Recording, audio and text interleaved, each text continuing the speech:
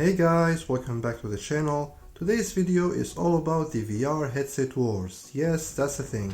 It's a phenomenon that I've been noticing more and more recently on social media, and I want to make it clear, it's not on the same level as console wars for sure.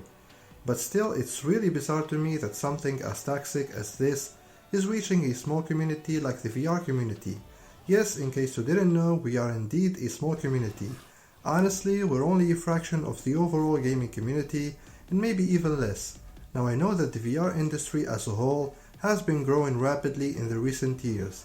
The number of people that play VR games today is definitely a lot bigger than what it was 5 years ago, for example. And in my opinion, we have to thank Meta for that. Obviously, they're not doing this for us, nor for the sake of pushing VR forwards. They're doing this for themselves, for long-term profitability. They're doing this so that they can dominate a market before it even exists. But still, you gotta give credits where credits is due. By lowering the entry cost with the MetaQuest lineup, it's now easier than ever to get someone to buy one of these cheaper standalone headsets. It's no surprise then that Meta is the major player in the VR industry at the moment. By getting back to the topic of this video, even though VR as a market has grown significantly in the recent few years, it's still in its infancy. Making a VR-only title in 2024 is still as risky as it was 5 years ago. Well, maybe not as risky, but you get the idea. So my question here is, if you're a VR gamer in 2024 and you spent a decent time of your day shitposting about VR headsets you don't own, or even worse, VR headsets you do own, then what are you really gaining from that? How is this toxic behavior of yours helping the industry move forward in any way, shape or form? If you don't care about the VR industry at all, then I'm not talking to you, you're just a troll. But my question here is for those who claim that they love VR and that they want to see VR take over, but at the same time all they do is go above and beyond to constantly drag VR down. I don't get it, I just don't get it. I understand that everyone has their own preferred VR platform. I, for example, love PSVR 2 and it's the only VR platform I enjoy and engage with at the moment. And no, PSVR 2 is not dead, by the way. I made a video on this a couple of days ago, so check it out if you're interested. But let's say I wasn't a PSVR 2 gamer. Let's say I never bought a VR headset before. And as an average gamer, I saw a post online that says you can play Resident Evil 4 in VR on PSVR 2. And that caught my attention. So I put out a post on Twitter or Facebook or whatever, asking if PSVR 2 is good or not. And then I go back and find many people saying that PSVR 2 is dead. Again, I'm an average consumer. What am I gonna do? Well, most likely I'm going to believe what people said, I'm not gonna look into it any further, and I probably will stop thinking about VR gaming in general.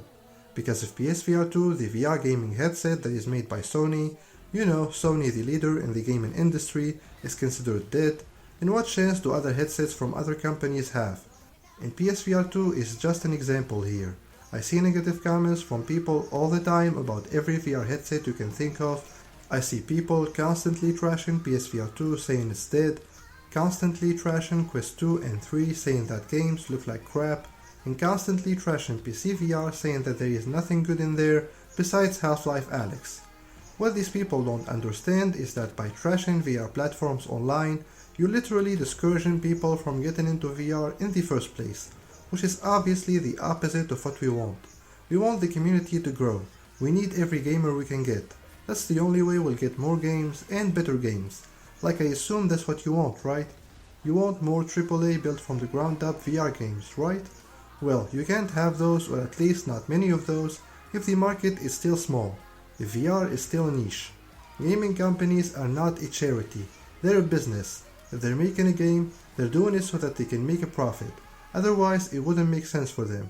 So if you're a PSVR 2 gamer, a Quest gamer, a PC VR gamer, whatever it is your preferred VR platform, please stop hating on other VR headsets, stop spreading misinformations, and stop discouraging people from getting into VR. PSVR 2 is not dead, Quest games look decent enough, and PC VR has plenty of good games. We want every VR headset out there to succeed and have a good player base. We want more people to buy VR headsets, and we want more and better games. We also don't want to see only one major player in the field because that's called monopoly.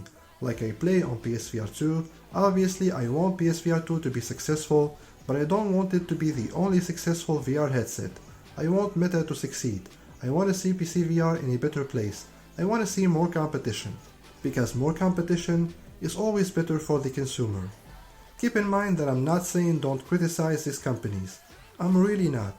These companies do fuck up a lot, and you give them an inch and they'll take a mile, and that's why we need to be there to make sure that they stay on the right track. I'm always an advocate for criticism, but it needs to be constructive, not destructive.